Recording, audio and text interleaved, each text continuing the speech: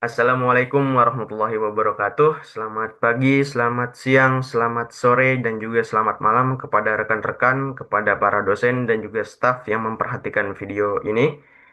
Pertama-tama saya ingin memperkenalkan diri terlebih dahulu. Nama saya Ahmad Syarif. Saya berasal dari Prodi Pendidikan Bisnis, Fakultas Ekonomi dan Bisnis Universitas Negeri Jakarta, Angkatan 2022.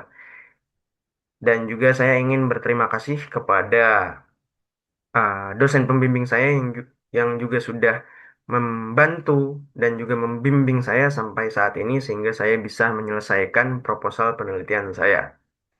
Dan di video ini saya akan mempresentasikan proposal skripsi saya yang berjudul Pengaruh Stres Akademik dan Manajemen Waktu terhadap Prokrastinasi Akademik dengan Perilaku Cyberloafing sebagai Variabel Intervening pada Siswa SMKN 8 Jakarta. Oke. Jadi di dalam daftar isinya akan dibagi menjadi tiga bagian utama, di mana ya pastinya ada bab satu pendahuluan, terus juga ada bab dua kajian pustaka, bab tiga metodologi penelitian. Di bagian bab satu pendahuluannya ada bagian latar belakang penelitian, tujuan penelitian, dan juga manfaat penelitian. Maksudnya di bagian tujuan dan juga pertanyaan penelitian tadi sudah mencakup sama lah. Terus juga di kajian pustaka itu ada teori pendukung, hasil penelitian terdahulu, kerangka teori, dan pengembangan hipotesis. Terus di bab 3 ada metodologi penelitian atau metode penelitian. Ada bagian waktu dan tempat penelitian, desain penelitian, populasi dan sampel, penyusunan instrumen, teknik pengumpulan data, dan teknik analisis data. Oke, saya akan masuk ke bagian bab satu pendahuluan. Dan yang pertama kali di sini bisa dilihat adalah bagian latar belakang penelitian. Yaitu kita mulai dari latar belakang. Kita tahu bahwasannya negara Indonesia ini merupakan negara yang memiliki target besar di mana kita ingin mewujudkan Indonesia Emas 2045 dengan visi bisa meningkatkan daya saing sumber daya manusia. Namun realitasnya itu kita masih menghadapi tantangan serius. Berdasarkan rilisan data dari World Population Review tahun 2026 yang bisa dilihat di atas di bagian situ ya. Ada tulisannya di situ, kualitas pendidikan Indonesia itu masih menempati urutan ke-67 dari 203 negara yang disurvei gitu. Dan salah satu tantangan terbesarnya bukan hanya dari infrastrukturnya, namun juga dari kapasitas dan juga perilaku peserta didik gitu.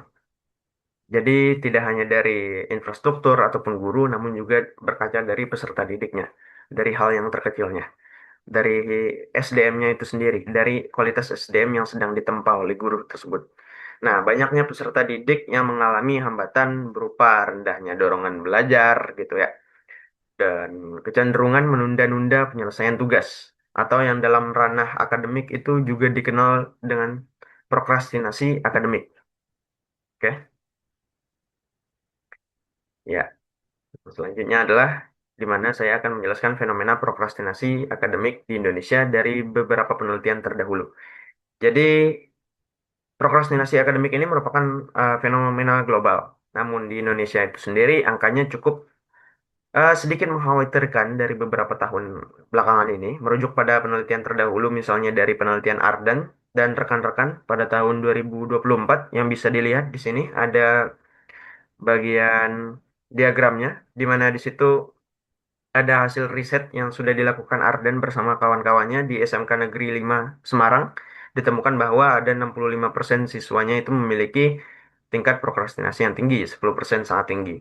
Dan juga studi lain yang dilakukan oleh Dayantri dan Netrawati tahun 2023 menemukan hal serupa dengan 63,6% siswa berada pada kategori tinggi.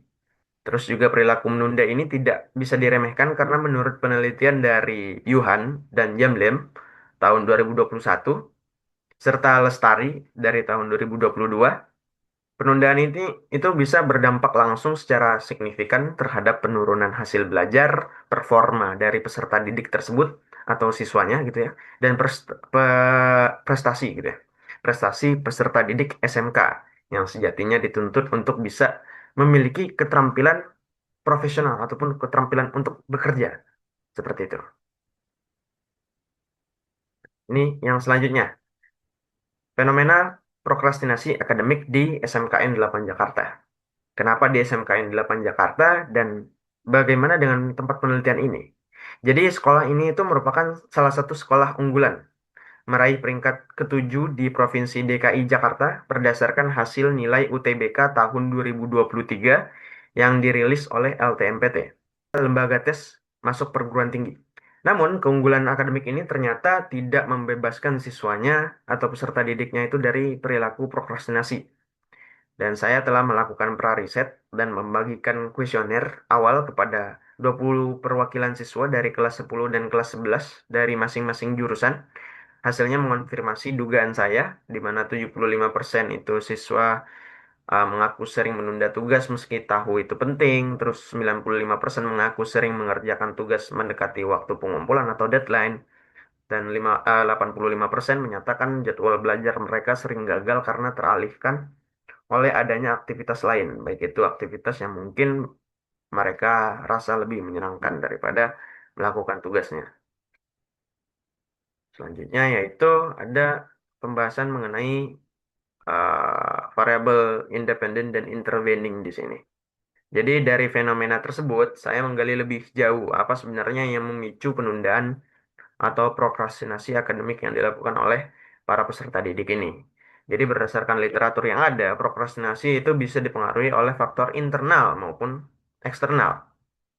Nah, di bagian faktor internal maupun eksternal yang sudah dilakukan oleh penelitian terdahulu, itu menyebutkan bahwasannya ada faktor internal seperti stres akademik, manajemen waktu, kontrol diri, efikasi diri. Sedangkan faktor eksternalnya ada cyberloving, konformitas teman sebaya, dukungan orang tua, dan juga lingkungan. Setelah saya cek dan juga bagikan prariset kembali kepada ataupun prariset lanjutan kepada 20 responden yang sama, saya menemukan tiga tendensi ataupun kecenderungan utama atau tiga tendensi variabel yang bisa diuji kepada prokrastinasi akademik ini. Yaitu di mana 95% siswa itu mengindikasikan adanya tendensi stres akademik, terus juga 90% masalah manajemen waktu, 70% mengaku terdistraksi oleh penggunaan gawai ataupun ya eh, kata lainnya adalah cyberloving gitu ya. Di luar tujuan pembelajaran ataupun di luar kegiatan belajar pada saat jam belajar gitu. Nah, disinilah letak research gap ataupun simpulan urgensi di mana pertama adanya inkonsistensi temuan terdahulu. Jadi ada beberapa studi yang menyatakan bahwasannya stres akademik itu meningkatkan prokrastinasi. Namun ada juga studi lain yang menyebutkan stres justru menurunkan prokrastinasi karena siswa ingin cepat menghilangkan beban tersebut. Kedua, studi tentang cyberloving pada jenjang SMK di Indonesia itu masih sangatlah jarang dan terbatas. Ketiga, belum ada studi yang memposisikan dan juga mengkaji kombinasi antara stres akademik, manajemen waktu, dan prokrastinasi akademik dengan tambahan cyberloving sebagai variabel intervening atau mediasinya. Padahal peserta didik yang stres ataupun tidak pandai mengatur waktu tidak seketika menunda tugas karena mereka biasanya itu mencari pelarian sesaat itu kepada sesuatu yang lebih menyenangkan, misalnya bermain gawai, bermain gadget gitu ya, yang akhirnya berujung pada penundaan itu sendiri. Terus lanjut, di sini ada pertanyaan dan tujuan penelitian yang intinya sama, di mana di sini saya menyebutkan tendensi hipotesis yang akan saya ajukan gitu ya. Apakah stres akademik berpengaruh positif? Terus juga tujuannya adalah menganalisis pengaruh positif dari stres akademik terhadap perilaku cyberloving. Selanjutnya ada menganalisis pengaruh negatif dari manajemen waktu kepada cyberloving terhadap perilaku cyberloving maksudnya. Terus juga menganalisis pengaruh positif perilaku cyberloving terhadap prokrastinasi akademik, menganalisis pengaruh positif stres akademik terhadap prokrastinasi akademik, menganalisis pengaruh negatif manajemen waktu terhadap prokrastinasi akademik, menganalisis pengaruh positif stres akademik terhadap prokrastinasi akademik melalui cyberloving, menganalisis pengaruh negatif manajemen waktu terhadap prokrastinasi akademik melalui perilaku cyberloving. Oke. Intinya sama, pertanyaan dan tujuan yang merupakan tendensi dari hipotesis penelitian yang saya sudah bentuk. Dan ini manfaat penelitian yang saya harapkan bisa tergapai nantinya jika penelitian ini memang sudah dilakukan dan juga sudah selesai. Jadi, eh, secara teoritis itu bisa memperkaya literatur psikologi pendidikan dan juga manajemen perilaku, khususnya menawarkan perspektif baru lah gitu mengenai distraksi digital ataupun cyber loving. Dan secara praktis ataupun manfaat praktisnya itu saya harapkan bisa menjadi wawasan bagi para guru ataupun staf kesiswaan di SMKN 8 Jakarta untuk bisa lebih memahami perilaku siswa sehingga bisa merumuskan kebijakan yang tepat. Namun juga bisa menambah pemahaman saya sendiri sebagai peneliti terkait stres akademik ini, manajemen waktu, dan juga prokrastinasi akademik. Menjadi kontribusi ilmiah dan referensi bagi penelitian selanjutnya untuk Universitas Negeri Jakarta dan juga bisa menambah pengetahuan tentang faktor-faktor yang memengaruhi prokrastinasi akademik, termasuk stres akademik, manajemen waktu, dan cyber loving. Oke, masuk ke bagian bab 2 kajian pustaka. Di sini saya akan menjelaskan terkait teori pendukung dari stres akademik terlebih dahulu. Memasuki, ya, jadi berdasarkan definisi dari beberapa pakar yang sudah saya kumpulkan dari beberapa penelitian terlebih dahulu, maksudnya terdahulu, penelitian terdahulu. Jadi stres akademik adalah kondisi tekanan psikologis yang dialami oleh seseorang atau individu sebagai respons terhadap berbagai tuntutan akademik yang dipersepsikan oleh individu ini sebagai beban. Jadi mereka menganggap hal tersebut ataupun tuntutan akademik tersebut sebagai beban, sehingga menimbulkan stres ataupun tekanan. Nah, dalam penelitian saya, ataupun dalam penelitian ini, pengukuran akan merujuk pada alat ukur yang disebut dengan Educational Stress Scale for Adolescents, atau ESSA, yang mencakup 5 indikator, di mana di dalamnya ada pressure from study, ataupun tekanan belajar, workload atau beban tugasnya atau beban tugas akademiknya, worry about grades atau kekhawatiran terhadap nilai, self expectation atau ekspektasi diri, juga dependensi atau ketergantungan. Ya, dan keputusasaan. Despodensi ini maksudnya, bukan dependensi. Oke, yang selanjutnya ada manajemen waktu. Variabel independen yang kedua adalah manajemen waktu. Manajemen waktu ini merupakan kemampuan regulasi diri atau mengatur diri sendiri atau mengatur seorang individu gitu, seorang individu untuk bisa mengatur dirinya sendiri, untuk bisa merencanakan, mengatur, memanfaatkan waktu sebaik mungkin, seefektif mungkin, seefisien mungkin, dan di mana skala pengukurannya menggunakan indikator Time Management Behavior Skill atau TMBS, yang terdiri dari menetapkan tujuan dan prioritas, perencanaan dan penjadwalan, preferensi untuk terorganisasi, kemampuan mengendalikan waktu. Seperti itu. Terus selanjutnya adalah prokrastinasi akademik atau variabel dependennya. Jadi, prokrastinasi itu bukan sekedar kelemahan dari manajemen waktu, melainkan juga bentuk kegagalan regulasi ataupun kegagalan seseorang untuk bisa mengolah emosinya itu sendiri sebagai penghindaran terhadap tugas yang dirasa sulit atau memicu stres. Sehingga prokrastinasi akademik ini memicu seseorang untuk bisa menunda menyelesaikan tugas-tugas yang ada secara sengaja, meskipun mereka menyadari bahwa tindakan tersebut itu dapat menimbulkan konsekuensi yang merugikan mereka sendiri. Seperti itu. Dengan indikator berdasarkan ciri-ciri dari prokrastinasi akademik tersebut, yaitu suka menunda atau perilaku menunda untuk memulai dan menyelesaikan tugas. Yang kedua yaitu keterlambatan dalam pengumpulan, ketidaksesuaian rencana dengan pelaksanaan, serta tendensi memilih aktivitas pengganti yang lebih menyenangkan, atau cenderung memilih aktivitas yang lebih menyenangkan daripada melakukan tugas-tugasnya atau menyelesaikan kewajiban-kewajibannya. Oke, yang selanjutnya adalah cyber loving. Jadi cyber loving itu terdiri dari dua kata, yaitu cyber yang artinya terkait internet ataupun terkait dengan teknologi yang terhubung dengan internet, Loving itu artinya sesuatu kegiatan yang menghabiskan waktu, yang tidak berguna gitu. Jadi cyber loving ini bisa didefinisikan sebagai perilaku sadar seseorang untuk menggunakan internet ataupun gadget untuk kepentingan pribadi yang tidak berkaitan dengan kewajiban ataupun pembelajaran selama jam belajar di kelas. Jadi awalnya cyberloving ini digali dalam konteks ataupun dalam hal profesional, misalnya dalam pekerjaan. Namun seiring berkembangnya zaman, seseorang bernama Akbulut pada tahun 2016 juga meneliti hal ini di dalam hal akademik, dalam hal pendidikan, dalam hal sekolah gitu. Karena adanya perkembangan teknologi yang dilakukan, yang dikembangkan dan juga yang digunakan oleh para anak-anak di sekolah seperti itu. Sehingga cyberloving pun bisa menjadi relevan untuk bisa diteliti di ranah sekolah seperti itu.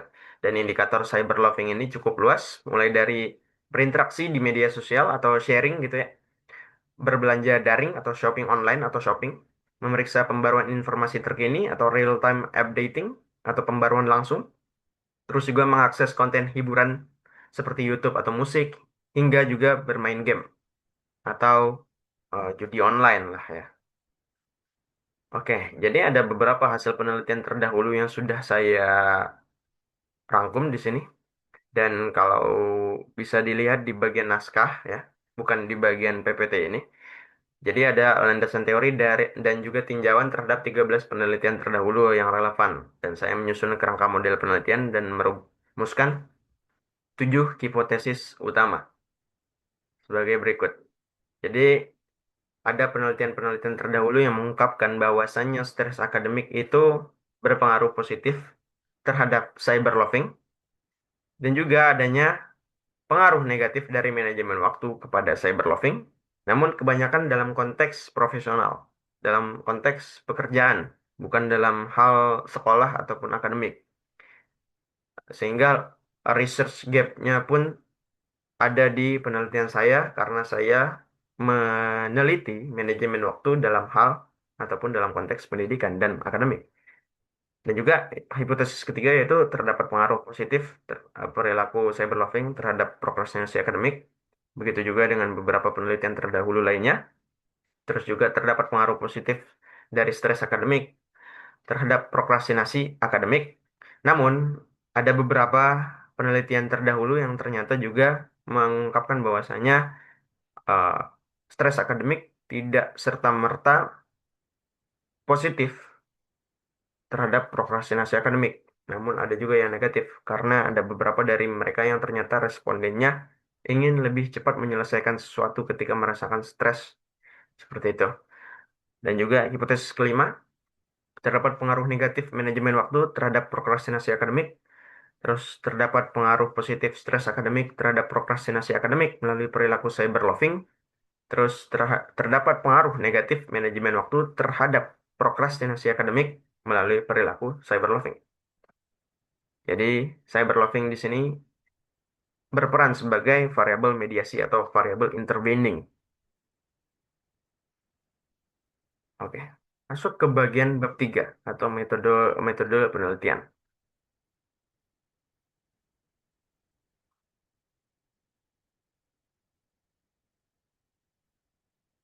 Ya, jadi di bagian pertama di sini bisa dilihat bahwasanya ada desain penelitian, waktu dan juga tempat. Jadi desain penelitian yang saya akan lakukan ataupun yang saya akan implementasikan yaitu pendekatan kuantitatif pastinya dengan menggunakan instrumen kuesioner skala Likert untuk menjaring data primer dari responden. Ya, respondennya adalah peserta didik dari SMKN 8 Jakarta gitu. Sesuai dengan tempat penelitiannya yang bisa dilihat di sini SMK Negeri 8 Jakarta. Dan waktu penelitian itu akan dilaksanakan dari estimasinya dari Januari sampai dengan bulan Juni 2026.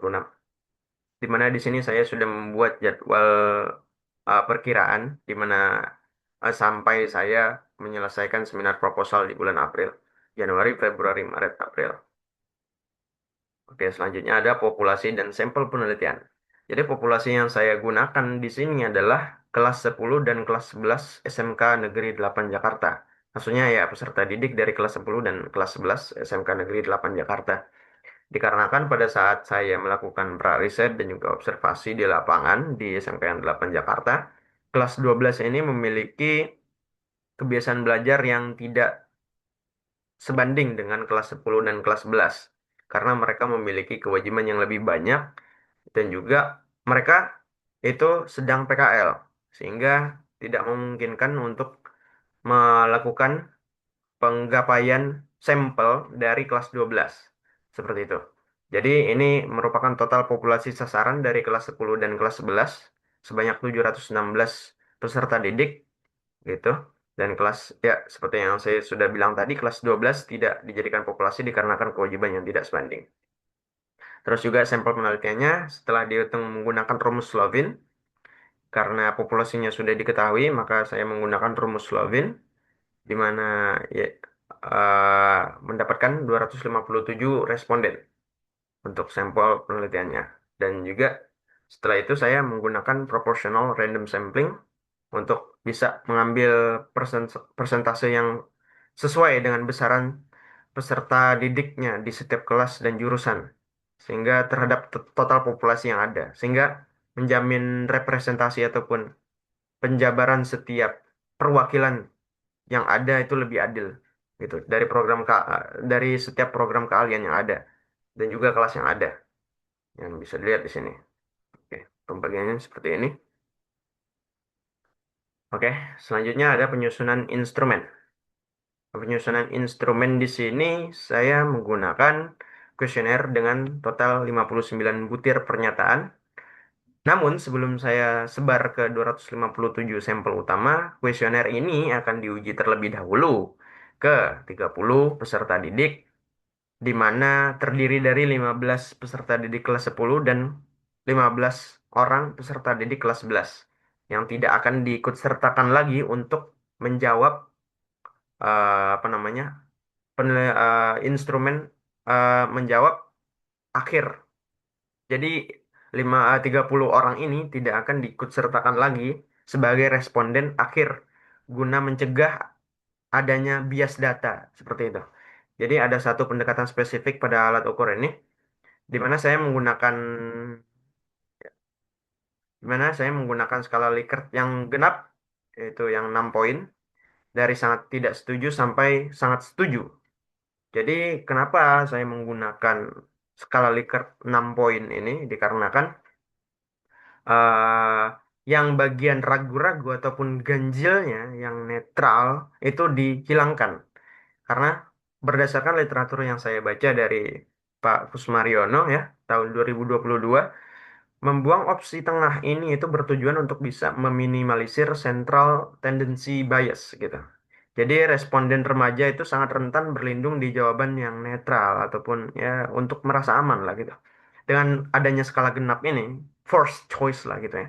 Jadi remaja ini bisa dipaksa untuk mengambil sikap tegas terkait persepsi ataupun pandangan psikologis mereka terkait sesuatu gitu, yang pada gilirannya akan meningkatkan kualitas dan validitas varians data yang akan diolah seperti itu. Oke, lanjut yaitu teknik analisis data. Ini bagian terakhir. Jadi data numerik gitu ya, data angka-angka yang sudah terkumpul itu akan dianalisis secara inferensial menggunakan structural structural equation modeling partial least squares atau SEMPLS dengan menggunakan software Smart PLS. Jadi pemilihan metodologi SEMPLS ini juga didasari oleh adanya kapabilitas memodelkan jalur yang agak kompleks, yaitu adanya variabel intervening kan gitu atau variabel mediasi gitu. Serta tidak menuntut asumsi distribusi data normal yang agak kaku seperti pada pendekatan covariance based SEM gitu. Jadi proses evaluasinya juga mencakup dua tahap besar yaitu di mana pertama ada outer modelnya atau pengukuran instrumennya yang bisa dilihat dari validitas konvergennya itu outer loading lebih besar dari atau sama dengan 0,7 dan AVE 0,5. Seperti itu. Dan juga bisa dilihat di sini validitas diskriminan menggunakan ambang rasio HTMT dan valid jika kurang dari 0,9. Reliabilitas konsistensi atau nilai composite reliability-nya atau CR dan Cronbach alpha-nya lebih dari 0,7. Jadi intinya bagian evaluasi outer model itu seperti validitas konvergen itu sebenarnya bertujuan untuk bisa mengukur tentang variabelnya itu benar-benar. Jadi misalnya variabel stres akademik, maka pengukurannya itu instrumennya itu memang bisa mengukur stres akademik, bukannya variabel yang lain yang lebih bias misalnya malas dan ya yang bukan stres lah pokoknya seperti itu. Dan juga yang kedua, validitas diskriminan itu eh, jadi setiap variabel itu harus unik. Jadi misalnya tidak ada yang tumpang tindih. Misalnya di bagian stres akademik ada salah satu instrumen yang menyatakan bahwasannya saya menunda. Padahal seharusnya perasaan menunda itu ada di bagian apa namanya? Misalnya di bagian manajemen waktu, misalnya manajemen waktu yang kurang baik, misalnya, sehingga itu ada tumpang tindih yang seharusnya tadi hanya ada di bagian manajemen waktu, misalnya, seharusnya tadi prokrastinasi akademik ya, tapi ternyata ada di stres akademiknya dan itu tidak boleh. Jadi harus dipastikan bahwasannya instrumennya tidak tumpang tindih dengan adanya validitas diskriminan itu. Jadi stres akademik, maka instrumennya stres akademik dengan validitas konvergen dan juga tidak tumpang tindih. Pertanyaannya itu tidak tumpang tindih dengan variabel lainnya, dengan variabel manajemen waktu, cyber loving, prokrastinasi akademik, dan juga eh, reliabilitas konsistensi ini maksudnya agar pertanyaan yang sama, misalnya pertanyaan yang sama, diajukan lagi kepada responden yang sama, itu responden bisa memberikan jawaban yang sama. Karena ternyata instrumennya memang andal, bisa dipercaya, bisa diandalkan, dan ini bisa konsisten. Jadi itulah tujuan dari adanya reliabilitas konsistensi atau composite reliability seperti itu. Terus yang selanjutnya yaitu evaluasi inner model atau kekuatan pengaruh struktural. Nah, di sini terdapat uji kolinearitas di mana uji ini bisa berhasil jika VIF kurang dari 3 atau bebas dari multikolinearitas antar prediktor. Terus koefisien determinasi ada R square dan adjusted R square. Terus juga ukuran efek atau F square, prediksi kontribusi absolut dari tiap variabel gitu. Dan PLS predict atau validasi ketangguhan model yang sudah saya lakukan dalam penelitian ini diprediksi untuk di luar sampel agar misalnya sampel penelitian lain juga bisa menggunakan maksudnya penelitian lain dengan sampelnya itu bisa menggunakan instrumen yang saya sudah gunakan juga ataupun model yang sudah saya gunakan juga. Jadi sebenarnya uji kolinearitas itu bertujuan untuk bisa memastikan faktor penyebab, misalnya stres akademik dan manajemen waktu itu tidak memiliki apa ya kemiripan yang terlalu kuat. Jadi jika keduanya ini mirip, itu akan bias gitu. Terus analisis R square ini atau adjusted R square ini untuk menunjukkan seberapa besar persentase dari prokrastinasi akademik ini bisa dijelaskan oleh si stres akademik dan juga manajemen waktu. Jadi semakin tinggi nilainya, semakin akurat gitu ya. Terus kalau analisis F square atau ukuran efek ini, jika R square tadi itu melihat dari secara keseluruhan antara stres akademik manajemen waktu dengan prokrastinasi akademik, kalau F square itu lebih ke melihat masing-masing faktor dari variabel tersebut kepada setiap variabel lainnya. Jadi misalnya seberapa spesifik efek dari manajemen waktu dalam memengaruhi prokrastinasi akademik, stres akademik dengan prokrastinasi akademik dan selanjutnya gitu. Terus kalau PLS Predict ini seperti yang sudah saya jelaskan juga, ini ada di dalam buku Pak Hare tahun 2022 yang menyebutkan bahwasannya di dalam Smart PLS itu ada fitur yang namanya PLS Predict, di mana hal ini bisa digunakan untuk melihat model yang sudah kita lakukan di dalam penelitian kita ini apakah bisa dilakukan lagi oleh penelitian lain dengan memprediksi luar sampel gitu. Seperti itu. Selanjutnya ada uji hipotesis atau menguji praduga atau menguji dugaan penelitian. Jadi ada jenis jalur pengaruh langsung dari hipotesis 1 sampai hipotesis 5 yang sudah saya sebutkan tadi sebelumnya di bab 2. Terus juga ada efek mediasi, yaitu pengaruh tidak langsungnya di bagian hipotesis nomor 6 dan juga 7. Jadi parameter signifikansinya saya menggunakan ya dari Pak Hare tahun 2022 dengan probability atau probability value atau p-value-nya itu kurang lebih sama dengan 0,05. Terus juga bias corrected confidence intervals atau BCA CI itu rentang batas bawah dan atasnya itu tidak menyentuh angka 0. Jadi di mana kalau untuk pengaruh langsungnya itu nanti akan dilakukan yang namanya bootstrapping. Jadi nantinya di dalam Smart PLS ini eh, softwarenya itu akan mengacak dan menggendakan data menjadi 5.000 kali simulasi atau 5.000 subsamples ya kalau nggak salah. Seperti itu yang sudah saya baca sebelumnya. Nah, tujuannya itu untuk memastikan bahwasannya pengaruh yang ditemukan itu benar-benar valid dan nyata. Ya, bukan sekedar kebetulan dari sampel yang sudah diambil gitu.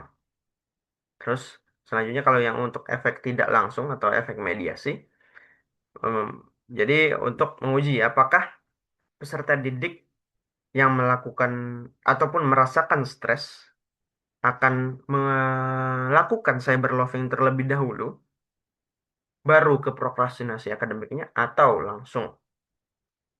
Sehingga bootstrapping ini juga kan bisa membuktikan bahwasannya jalur perantara ini signifikan secara statistik atau tidak seperti itu.